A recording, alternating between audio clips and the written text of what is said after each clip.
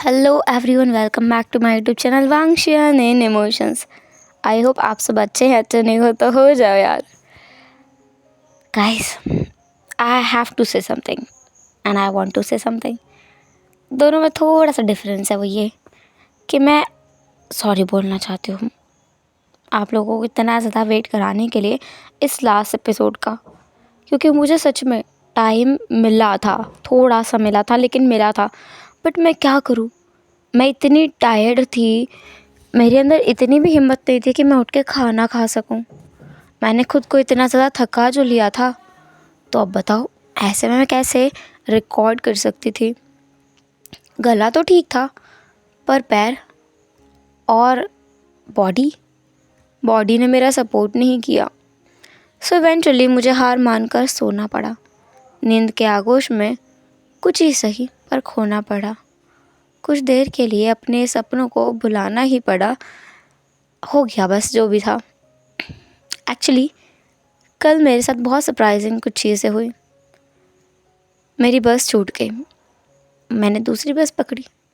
मैं वापस घर को आ रही थी और पानी जो ज़ोर से बरसा, उस इतनी तेज़ बारिश में अपने हाथों में छाता लिए, अपने चेस्ट पर अपने बैग को टांगे हुए, क्योंकि मैंने बैग आगे से टांग लिया था, पीछे से तो वो पूरा भीग जाता, और अपने पैरों को खींचते हुए मैं चलकर अपने घर वापस आई। क्योंकि अगर मैं बाइक से आती तो मैं और मेरा भाई दोनों भीग जाते, तो मुझे चलकर ही आना पड़ा। और इस वजह से मेरे पैर में जो बची खुशी कसर बची थी वो भी चली गई, क्योंकि मेरा घर बस स्टॉप से काफ़ी दूर था और मैं पूरे रास्ते बारिश में चलते हुए वापस आई। मेरे पैरों में बहुत ज़्यादा कीचड़ भी लगा और जो पैरों में पट्टे बंधे हुए थे वो भी गीले हो गए, भीग चुके थे। मैं भी भीग चुकी थी। मैं घर आई उस समय तक 6 बज चुके थे। ऐसा इंसान जो सुबह 5 बजे कभी नहीं उठता। मैं विंग के टाइप की हूँ। मेरा उठने का टाइम ही 7 बजे का था। अभी मेरा वर्किंग टाइम स्टार्ट ही 7:30 से होता है। मैं इतने देर तक कैसे सो सकती हूँ? तो मुझे 5:30 तक तो उठना ही पड़ता है। 5:30 पे उठा हुआ इंसान जब शाम के 6 बजे घर आता है, क्या उससे उम्मीद की जा सकती है कि वो कुछ सी और काम को कर पाएगा? मेरा इतना मन होने के बाद भी मैं अपनी बॉडी को फोर्स नहीं कर पाई और मैं सो गई। चलो, ये तो थी मेरी कहानी जो मुझे आपको बतानी थी, क्योंकि आप लोग वो इंसान हो जो मुझे सुनने का काम करते हो। आप लोग ही हो जो बिना जज किए मुझे सब कुछ सुनते हो, क्योंकि आप लोग मुझसे इतना जो प्यार करते हो। हाँ, फंक्शन से थोड़ा कम, बट आप लोग करते तो हो ना।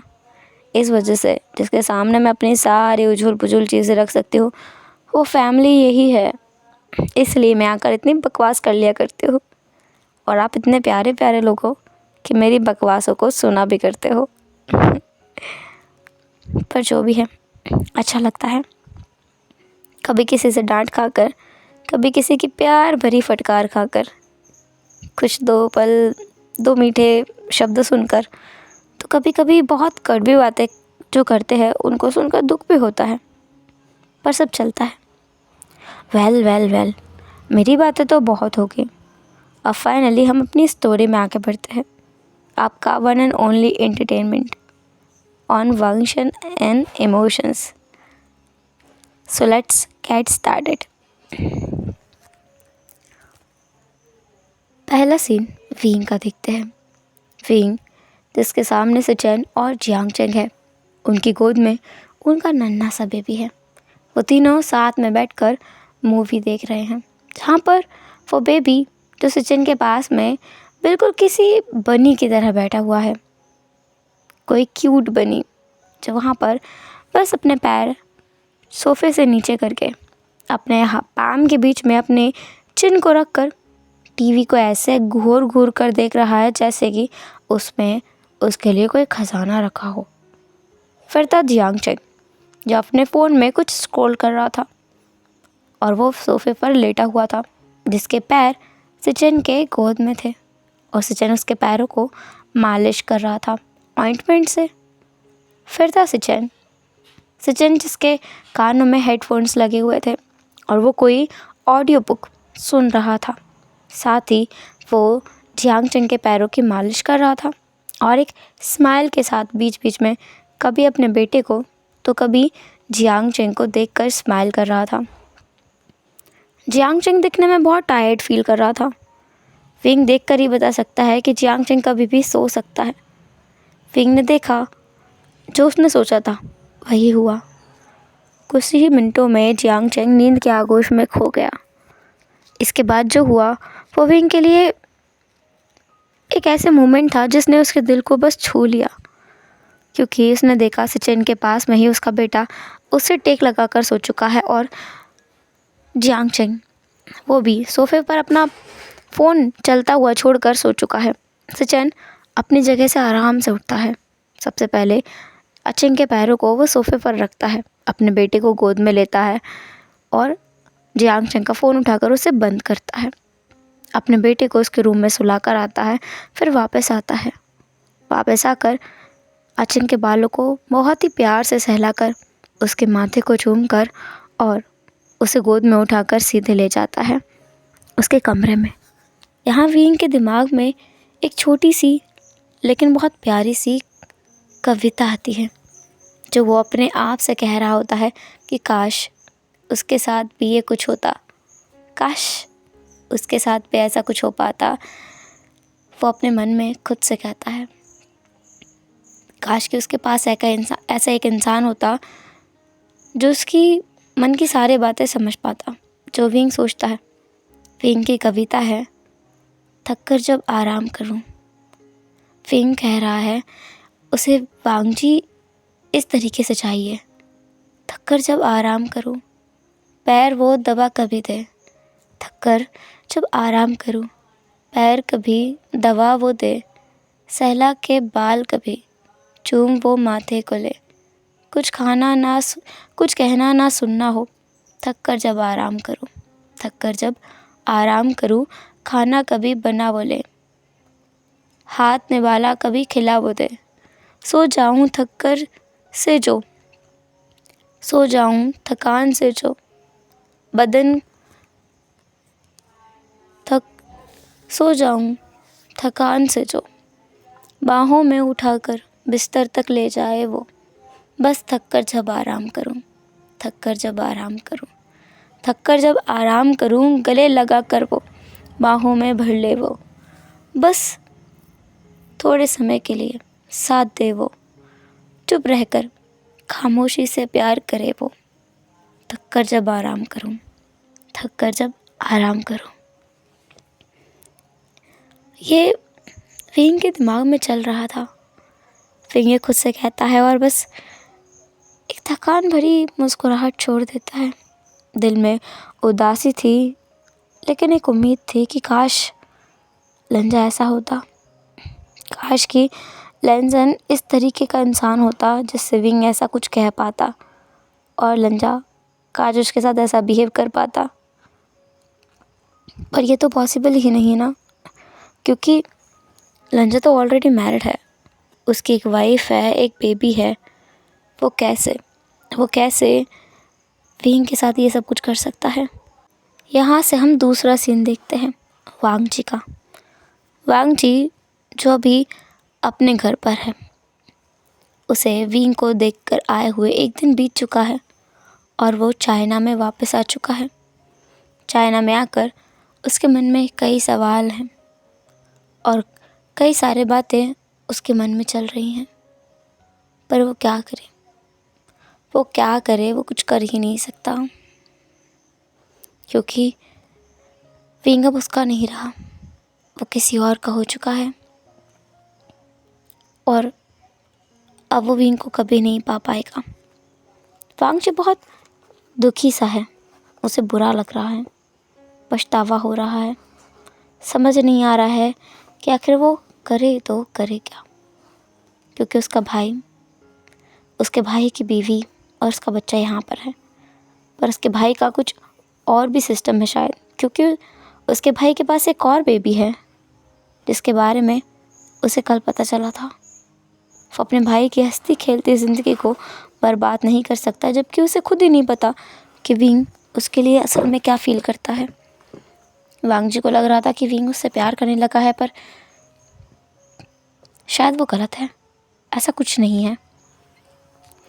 वांग जी अपने बेड पे जाके अपनी आंखें बंद कर लेता है, पर इस शांति में भी उसकी इस एंजॉयमेंट में भी कोई ना कोई खलल डाल ही देता है, क्योंकि उसका फ़ोन बार बार लगातार रिंग किए जा रहा था और ये उसका पर्सनल फ़ोन था जिसका नंबर बहुत ही कम लोगों के पास था, या कहो 2-3 लोगों के पास था।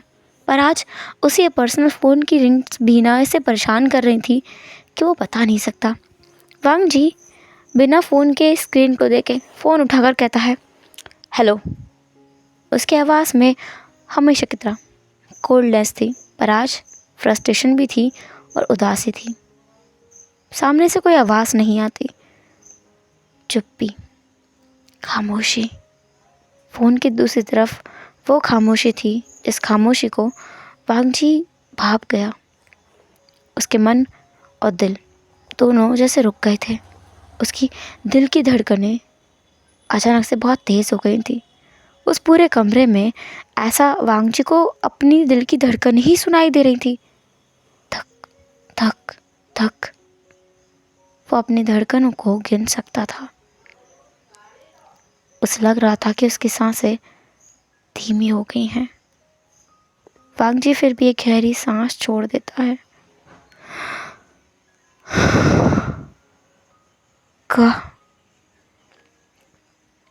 दूसरी तरफ से एक ही आवाज़ आती है,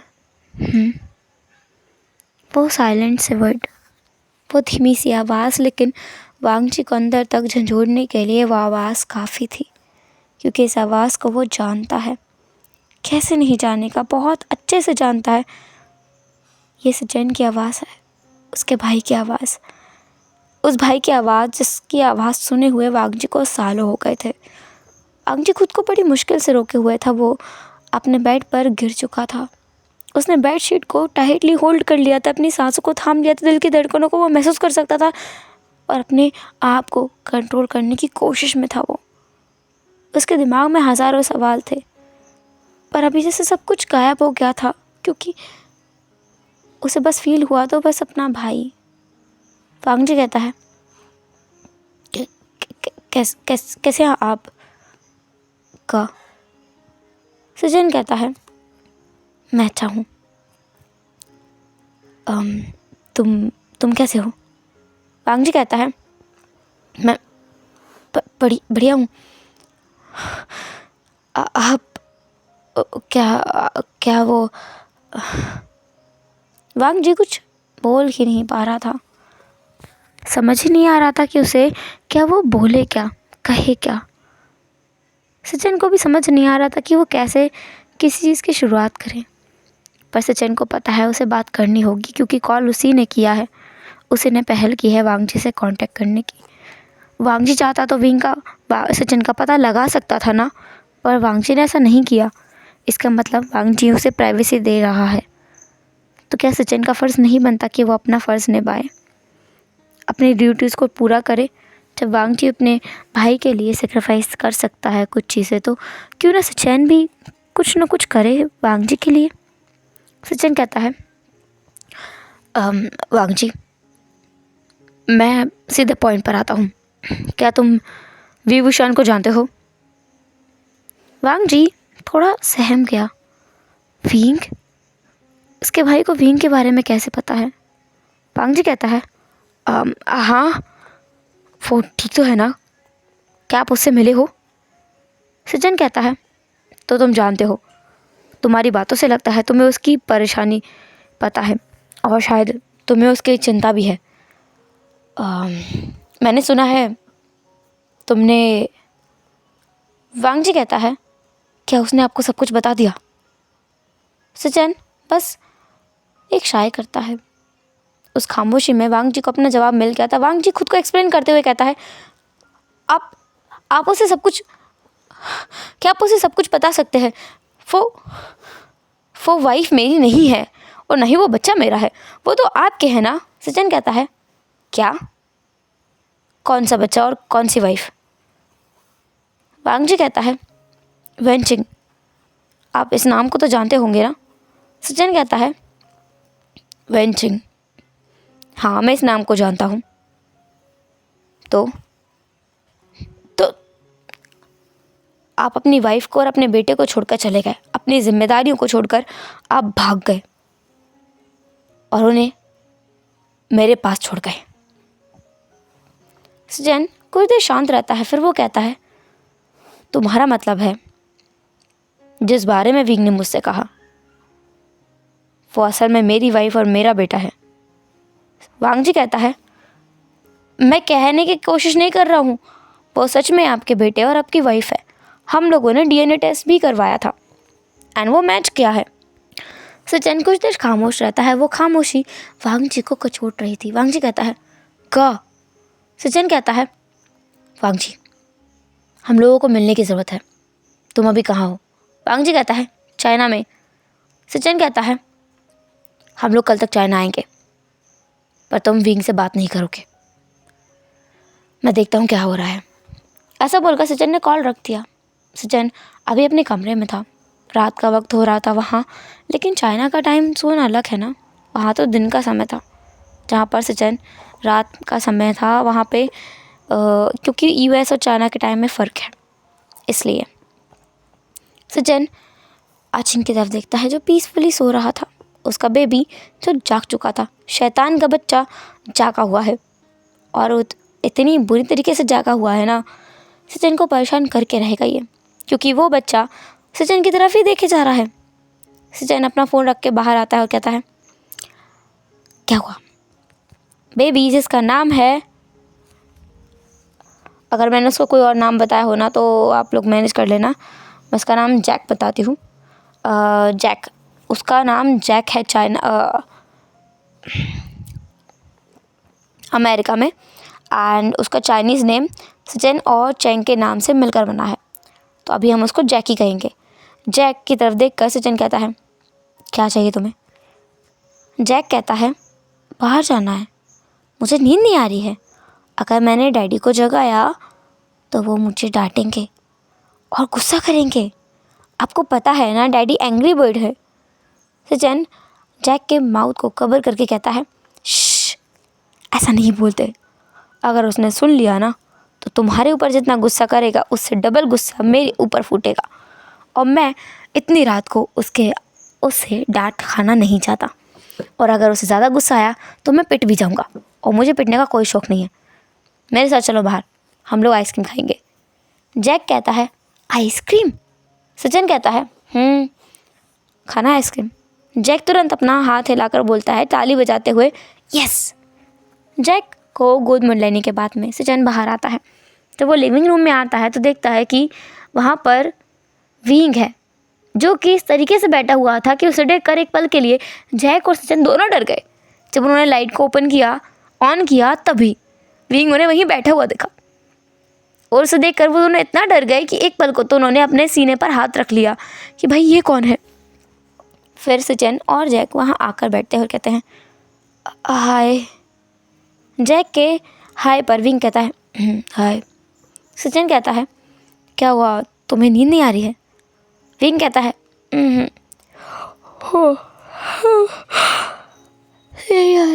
मतलब बार बार उबासी लेते हुए वो ठीक से कुछ बोल भी नहीं पा रहा था। सचिन कहता है, रिलैक्स, आइसक्रीम खाओगे? हाँ चलेगा, सॉरी। सचिन कहता है, इट्स ओके। जैक विंग के पास बैठा हुआ था। जैक कहता है, अंकल आपको नींद नहीं आ रही है? विंग कहता है, अरे बेटा नींद आ भी रही है और नींद नहीं भी आ रही है।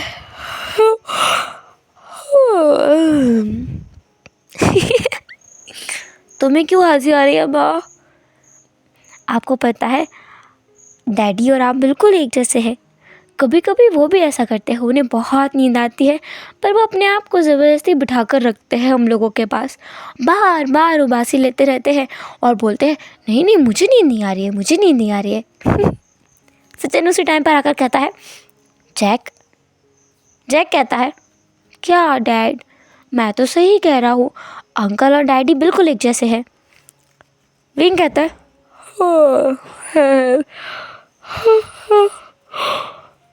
जो भी है, तुम जो भी समझो। सचिन कहता है जैक, वो आखिर होंगे क्यों नहीं, दोनों भाई जो हैं। जैक कहता है अरे हाँ, आज ही तो बताया था मुझे, डैडी और शुशु दोनों भाई भाई हैं, तो ऑफ कोर्स वो दोनों एक जैसे होंगे। वेल शुशु, आप मुझे बताओ, आप वापस कब जा रहे हो? सचिन कहता है जैक, ऐसे नहीं बोलते। फिंग कहता है तुम्हें मुझे भगाने की बहुत जल्दी पड़ी है। जैक कहता है नहीं, आपने मेरे रूम पर कब्जा किया हुआ है ना, इसलिए मैं पूछ रहा था, आप जाओगे तो मुझे मेरा प्राइवेसी वापस मिल जाएगा ना? फिंग कहता है प्राइवेसी, वाह क्या बात है, जब मैं तुम्हारी उम्र का था मेरे मॉम एंड डैड मुझे बीच में लेकर सोते थे, ये बोलकर कि प्राइवेसी बच्चों को नहीं मिलती। वाह, तुम्हारा बढ़िया है। जैक कहता है अरे, हर किसी को अपनी प्राइवेसी चली रहती है, और मैं ग्रोन अप मैन हूँ, मुझे अपनी प्राइवेसी चाहिए होगी ना। Grown up man. विंग ये सुनकर हंसने लगता है, उसकी नींद तो जैसे हवा हो गई थी। विंग अपनी आइसक्रीम ख़त्म करता है, वो लोग कुछ देर और बातें करते हैं एंड देन फाइनली विंग जाके सो जाता है। अब नेक्स्ट डे का सीन देखते हैं। विंग को बता दिया गया है कि वो लोग चाइना जा रहे हैं और सचिन भी उनके साथ जाएगा। विंग जो अब सीधे चलता है विंग के साथ जियांगचिंग को लेकर और अपने बेटे जैक को लेकर चाइना वापस। चाइना का सीन देखते हैं जहाँ पर वांग जी अपने ऑफिस में था, जहाँ पर उसने अपने अंकल लान चिरेन को बुलाया हुआ था। लान चिरेन कई बार वांग जी से पूछ चुका था कि आखिर वजह क्या है, पर वांग जी ने अब तक उसके सवाल का कोई भी जवाब नहीं दिया था, इसलिए लान चिरेन तो बहुत फ्यूरियस था। साथ ही वहाँ पे वांग जी के फादर, मदर, उसकी सो कॉल्ड वाइफ और उसका वो 12 साल का बेटा आईवान, सब लोग आ चुके थे। सब वहाँ पर मौजूद थे और वहाँ का जो स्टाफ था बेचारा परेशान था। सारे एम्प्लॉयज़ बहुत ज़्यादा परेशान थे क्योंकि सारे लोग, सारी लान फैमिली ऑफिस में थी। उनके साथ में कोई भी मिस्टेक होती है तो पूरे लोगों को उस चीज़ का खामियाजा भुगतना पड़ेगा, इसलिए वो लोग बहुत ज़्यादा केयरफुल हो गए थे, एक्स्ट्रा केयरफुल वो सब हो गए थे। फाइनली वांग जी अपने सारे घर वालों को वहाँ बिठाता है, जहाँ पर सॉन्गलैन भी मौजूद था। सॉन्गलैन जो बहुत काम था, ऐसा था कि उसे किसी से कोई मतलब नहीं है, ना वांग जी से ना उसकी फैमिली से, चुपचाप बैठा हुआ था वो। वांग जी कहता है आज मैंने आप सबको यहाँ बुलाया है क्योंकि मैं आपको कुछ बताना चाहता हूँ या फिर कुछ दिखाना चाहता हूँ। सब लोग ये बात कई बार सुन चुके थे वांग जी के मुँह से। वांग जी के पास बोलने के लिए कुछ नहीं है ना और कुछ, तो वो यही सारी चीज़ें रिपीटेडली बोले जा रहा था। वैनचिंग कहती है तुम्हारे पास अगर कुछ सच में नहीं है तो हम लोग जाएं, मेरे बेटे की ट्यूशन्स भी हैं, उसे ट्यूशन जाना होगा, उसका फ्यूचर इस तरीके से बर्बाद नहीं हो सकता। तुम्हें पता है ना, वो पूरे लान कॉर्पोरेशन का एक लौता वारिस है, उसे काबिल तो होना ही होगा।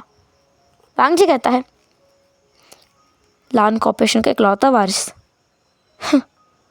वांग जी को उस स्मृति को देखकर सब लोग फ्यूरियस हो गए थे और हैरान भी कि इस स्मृति का वो क्या मतलब समझे।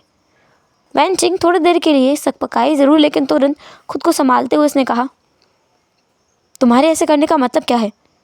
क्या तुम इस चीज़ से मुकरना चाहते हो कि इस पूरी फैमिली में जिसका इकलौता वारिस है वो मेरा बेटा है? वांग जी कहता है मैंने ऐसा कुछ भी नहीं कहा है, तुम बस वेट करो, माय सो कॉल्ड वाइफ। वैनचिंग कहती है माइंड योर वर्ड्स, तुम किस तरीके से बात कर रहे हो? हमारा बेटा यहाँ पर है, वो क्या सोचेगा हमारे बारे में? आईवन कहता है डैड। वांग जी कहता है don't call me dad, I am not your dad, मैं तुम्हारा डैड नहीं हूँ, ओके? जो भी तुम्हारा डैड है तुम बहुत जल्दी पता चल जाएगा तुम्हें, सो डोंट वरी। इसके बाद वो लोग बस बैठे रहे। सुबह से शाम हो चुकी थी और वांग जी का इंतज़ार तो ख़त्म होने का नाम ही नहीं ले रहा था। सब लोग अब वहाँ से उठ चुके थे। सब लोग वहाँ से उठकर कहते हैं बस बहुत हुआ, तुम्हें कुछ नहीं कहना है तो बस ठीक है, हम लोग जा रहे हैं, हमें और भी बहुत ज़रूरी काम है। सारे लोग वहाँ से उठ चुके थे। उठकर अब वो लोग बाहर की तरफ चलने लगे थे। सब लोगों ने दरवाज़ा खोला ही था और बाहर से भी दरवाज़ा खुला। यहाँ से जिन लोगों ने दरवाज़ा खोलने की कोशिश की उनको दरवाज़ा अपने आप खोलते हुए देखा तो वो लोग रुक गए। सामने कोई ऐसा शख्स खड़ा था जिसके वहाँ होने के बारे में किसी ने सोचा भी नहीं था। लांस चैन, जिसकी डेथ इतने सालों पहले हो चुकी थी। वो भले बड़ा हो चुका है, उसके फेशियल एक्सप्रेशंस, फेशियल फीचर्स बदल चुके हैं, पर अभी भी वो उसे पहचान सकते थे। मैडम लाल तुरंत कहती हैं, सचैन। सचैन जो सबको इग्नोर करता है, उनके बीच से जगह बनाता है। पीछे वो दो लोगों का हाथ पकड़ता है, एक अपने बेटे का और दूसरा जियांग चेंग का। जियांग चेंग जो अभी थोड़ा सा नर्वस था, वो उन दोनों को हाथ पकड़ के अंदर लेकर आता है कैबिन में, जिसके पीछे पीछे विंग भी आता है। विंग को देखकर वांग जी की आंखों में चमक आती है और विंग के पास वांग जी जाने की कोशिश करता है पर जा नहीं पाता। वो इसलिए क्योंकि सचैन उसे रोक लेता है। दैन सचैन सबके सामने आता है। सब लोग अब वापस अपनी जगह पर आकर बैठ गए थे, इंतज़ार कर रहे थे सचैन के कुछ बोलने का, क्योंकि उन्हें इतना तो समझ आ गया था कि वांग जी ने सबको यहाँ इसलिए ही बुलाया क्योंकि सचैन यहाँ है। उन सब में जिसका चेहरा सबसे ज़्यादा डरा हुआ था वो थी वेनचिंग। वेनचिंग को जिसे सबसे ज़्यादा डर लग रहा था, इतना जितना वो बता भी नहीं सकती थी। वो क्या करे अभी, कुछ नहीं पता उसे, कुछ समझ में भी नहीं आ रहा है उसे कि वो क्या करे अब। पर जो भी जैसा भी था वो वहाँ पर थी, वो वहाँ से उठकर भाग भी नहीं सकती अभी। सचैन सबकी तरफ देखता है, फिर कहता है, हेलो एवरीवन, मैं लान सचैन, लान फैमिली का सबसे बड़ा बेटा। आप लोग सोच रहे होंगे कि मैं अचानक यहाँ कैसे आ गया। क्या मैं कोई घोस्ट हूँ या फिर कोई फ्रॉड जिसने कोई प्लास्टिक सर्जरी कराकर यहाँ आ गया है? तो लेट मी टेल यू, मैं इनमें से दोनों नहीं हूँ। ना मैं कोई नकली सचैन हूँ और ना ही मैं कोई घोस्ट हूँ। मैं एक जिंदा जीता जागता लान सचैन हूँ। अब बात आती है मेरे मरने की, तो जैसे सबको पता है मेरी कार एक्सीडेंट में डेथ हुई थी और जहाँ पर आपको एक बॉडी मिली थी, पर उस बॉडी पर आप लोगों ने कपड़े देखे थे और कुछ ऑर्नामेंट्स देखे थे और इससे ये प्रूव हो गया था कि वो मैं हूँ। आप लोगों ने कोई डीएनए टेस्ट तो करवाया नहीं था, तो इस बात का कंफर्मेशन नहीं है कि वो मैं ही था। तभी जो मिस्टर लान है वो कहते हैं, तो तुमने अपनी मौत का षड्यंत्र खुद से रचा था, तुमने हमें ट्रिक किया, पर क्यों? तुम्हें ये कोई फन की चीज़ लगती है? इतने सालों तक तुमने हमें अंधेरे में रखा। सचिन कहता है, अंधेरा? आपको लगता है ये अंधेरा है? अंधेरा तो वो होता है जो आपने मेरे साथ किया है। अंधेरे में रखना उसे कहते हैं। हर एक चीज़ आपने डिसाइड करके दी मुझे, हर एक चीज़। मुझे कहाँ पढ़ना है, क्या पढ़ना है, कितने बजे सोकर उठना है, कितने बजे सोना है, किस टाइम पर क्या करना है। अरे आप लोगों ने तो मेरा खाने पीने का टाइम भी एक फ़िक्स कर किया। वो तो छोड़ो, मेरे बाथरूम जाने का टाइम भी आप लोगों ने फ़िक्स करके रखा हुआ था। मैं एक रोबोट की तरह अपनी ज़िंदगी जी रहा था और मुझे प्यार करने का कोई हक नहीं था, नहीं था ना? एक दिन आप लोग मुझसे किसी से शादी करने के लिए कहते और मुझे उससे करना पड़ता। और अगर आप लोगों को मैं बताता कि मुझे तो लड़कियां पसंद ही नहीं है, तो क्या आप लोग मानते? क्या आप मुझे समझते? नहीं ना। झूठ ही बोलना पड़ेगा अपनी खुशी के लिए। ये इस तरीके की फैमिली है। और अभी मेरा सामने आने का एक लौता रीज़न मेरा भाई है।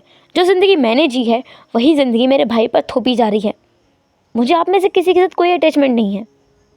और आप दोनों ऐसे पेरेंट्स हैं जो बच्चा पैदा कर सकते हैं अपने लिए, अपने खुद के मैनेजमेंट के लिए, क्योंकि आपकी प्रॉपर्टी है, उसे कोई तो होना चाहिए संभालने वाला। आप ढूंढ लीजिए संभालने वाला, क्योंकि मैं उनमें से नहीं हूँ। मैं एक लड़की से प्यार नहीं कर सकता और ना शादी कर सकता हूँ, क्योंकि मैं गे हूँ और मैं प्राउडली ये सब कह सकता हूँ। और मैं आपको एक चीज़ और बता दूँ, मेरा भाई भी गे है, वो भी किसी लड़की से शादी नहीं कर सकता। सब लोग बस देख रहे थे सचिन को। सचिन गे है, उन्हें नहीं पता इस बारे में। फिर सचिन वेंचिंग की तरफ देखकर कहता है, और तुम जो भी हो, तुमने मेरे भाई को ट्रिक किया ये कहकर कि तुम मेरी वाइफ हो। अच्छा मुझे बताओगे हम लोग कहाँ मिले थे, कैसे मिले थे, हम लोगों का रिश्ता क्या है? हम दोनों बस क्लासमेट्स थे, राइट? वेंचिंग जिसका सर झुका हुआ था सचिन उसे बहुत कुछ सुनाता है और यहाँ पर सब कुछ क्लियर हो जाता है। सचिन के सब कुछ कहने के बाद, सुनाने के बाद, क्योंकि सचिन कुछ हो ना हो इतनी पावर रखता है कि वो उन लोगों को बोल दे कि उसे इनके साथ नहीं रहना है, उसे नहीं चाहिए कोई प्रॉपर्टी।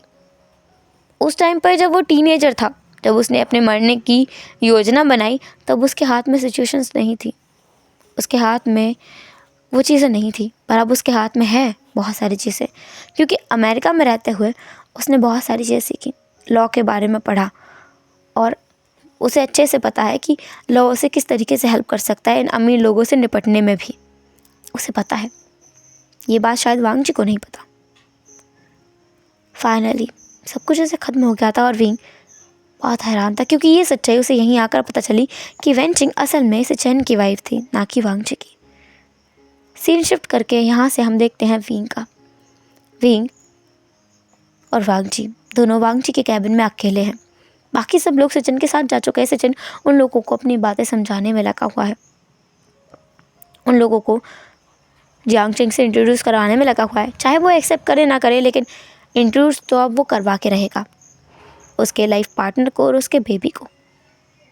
दूसरा वांग जी विंग के साथ था। विंग वांग जी को देखता है। वांग जी विंग की तरफ आकर कहता है, तुमने नहीं किया ना भरोसा, एक बार मेरी पूरी बात सुन लेते।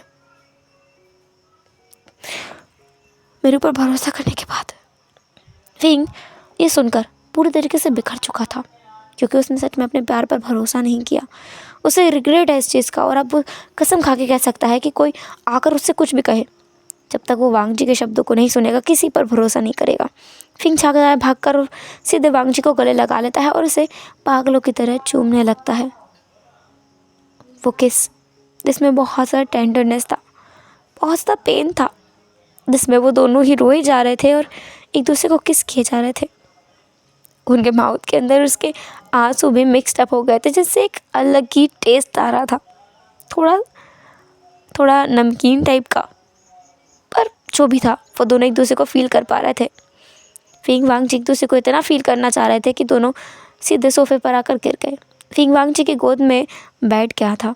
फिंग वांग जी के नेक में अपना सर झुकाता है और पूरी तरीके से रोने लगता है। वांग जी भी रो रहा था, वांग जी के गले में अपना सर छुपाकर वो भी रो रहा था।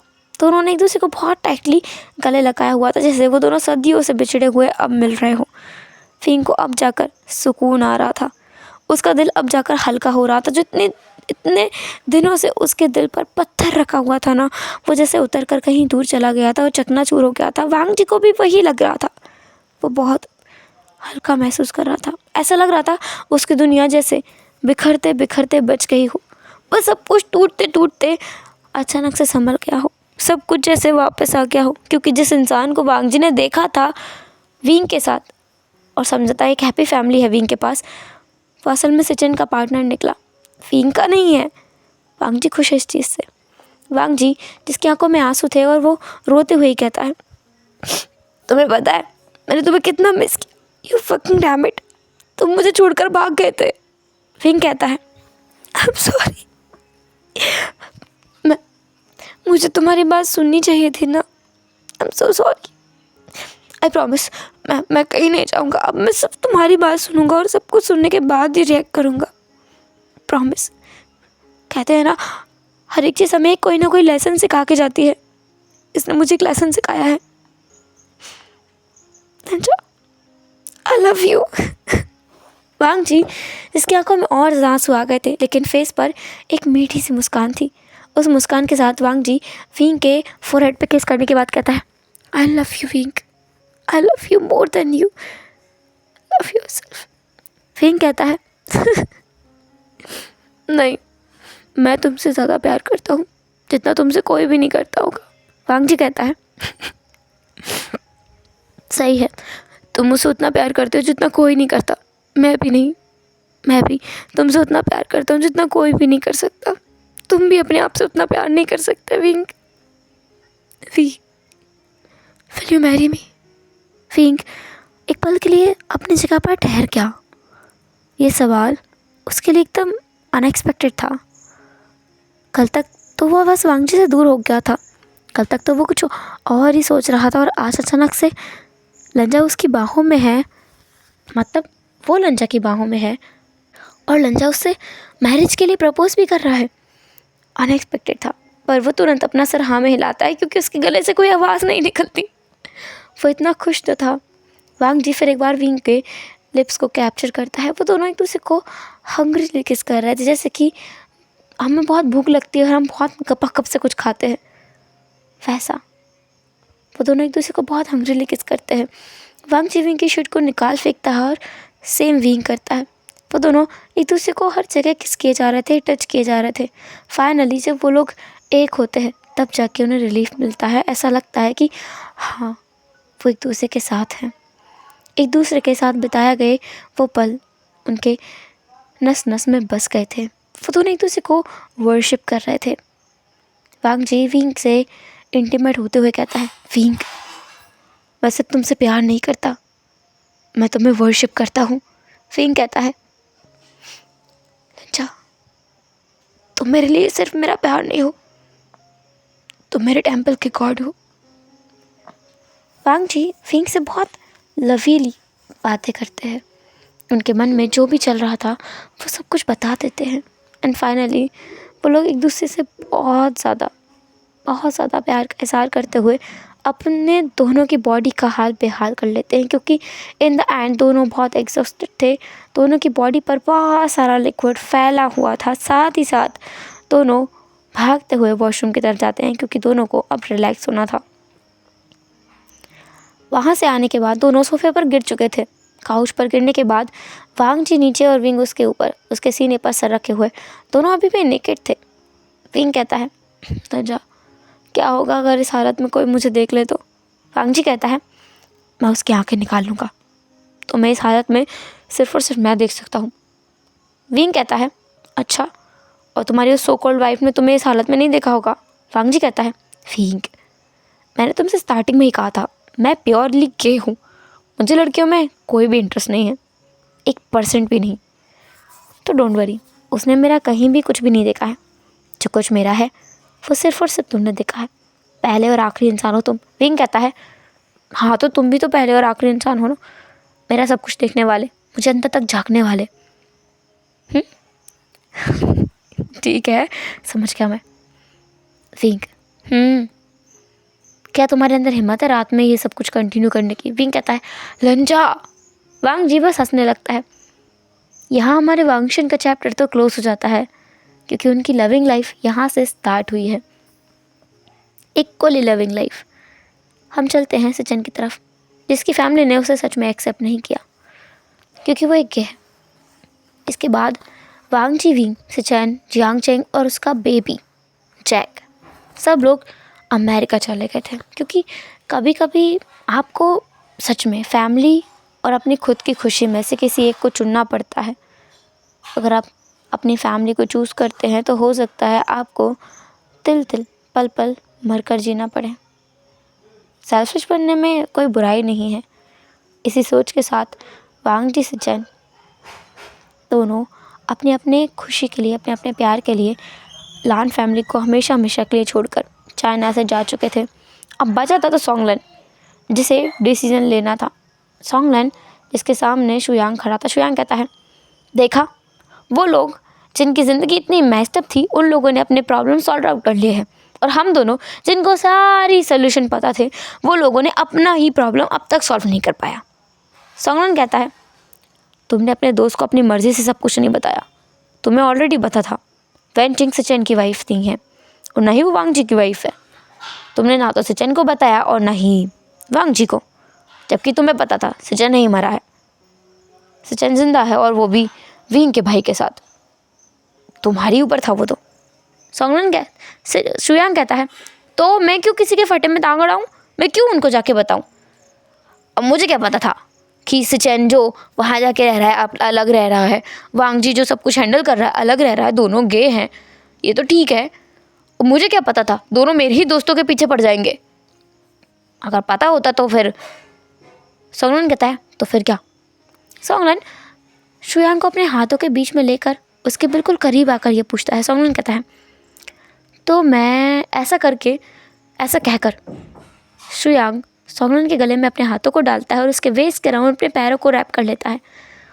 सोंगलन भी उसके बट को अपने दोनों हाथों से पकड़कर ऊपर की तरफ उठाकर उसे लिफ्ट कर लेता है। उसका पूरा वेट सोंगलन के ऊपर था।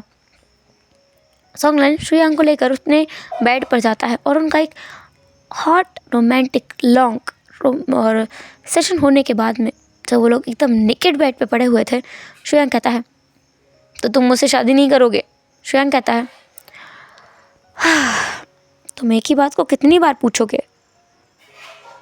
शुयांग कहता है, ठीक है फिर ब्रेकअप कर लेते हैं। सोंगलन कहता है, तुम कितनी बार ब्रेकअप करोगे?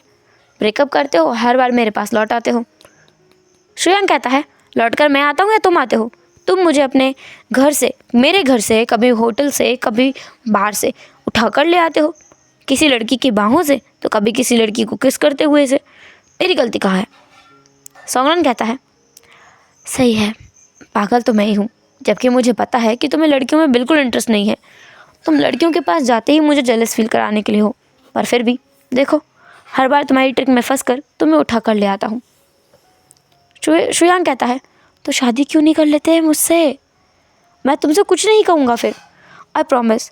तुम चाहो तो मैं तुम्हारा हाउस हस्बैंड बन के रहूँगा। सोंगलन शुयांग की तरफ देखकर कहता है, हाउस हस्बैंड?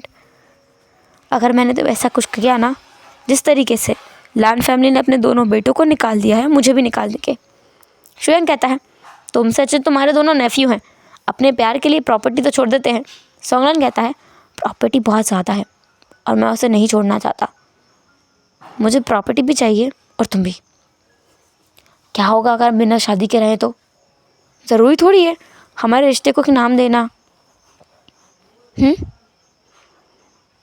शुयांग कहता है, और अगर उन लोगों ने तुम्हें एक वारिस देने के लिए फोर्स किया तो आइडिया अच्छा है ना? सैरोगेसी किस दिन काम आएगी? किसी सैरोगेट मदर को ढूंढ लूँगा, किसी का एग ले लूँगा और अपना स्पर्म दे दूँगा, दैट्स ऑल राइट। मुझे अपना बेबी मिल जाएगा और वो मेरा बायोलॉजिकल चाइल्ड होगा। देन किसी को फ़र्क ही नहीं पड़ता, फ़र्क नहीं पड़ेगा कि मैं किसके साथ रिलेशनशिप में हूँ, क्योंकि उन्हें चाहिए बायोलॉजिकल चाइल्ड जो उन्हें मिल जाएगा। और मैं बताने वाला थोड़ी हूँ ये मेरी गर्लफ्रेंड से है या किससे है। शुयांग कहता है, तुम मुझसे शादी नहीं करोगे? सोंगलन कहता है, जब तक मैं लगभग 50 ईयर्स का नहीं हो जाता तब तक तो नहीं करूँगा।